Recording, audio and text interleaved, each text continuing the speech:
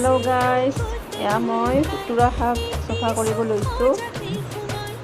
কাঁইট থকা সুতুৰা শাক হয় এয়া। কাঁইটবিলাক বহুত দীঘল দীঘল কাঁইট, সেইটো হাতত পিছে আঙুলিত। সেই ভাবিলোঁ মই কেনেকৈ চফা কৰোঁ। এয়া কেঁচি এখন লৈ লৈছোঁ মই। এই কেঁচিখনৰ পৰা এয়া কোমল ডালবোৰ কাটি লৈছোঁ। গোটেই ঢেৰ কাঁইট আছে, দেখিনে কিমান কাঁইট এইবোৰ।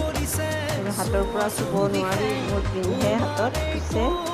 এয়া মই শাকখিনি এনেকৈ চফা কৰি লৈ ল'লোঁ। তাৰপিছত মই কেনেকৈ ধুইছোঁ অকণমান দেখাই দিছোঁ।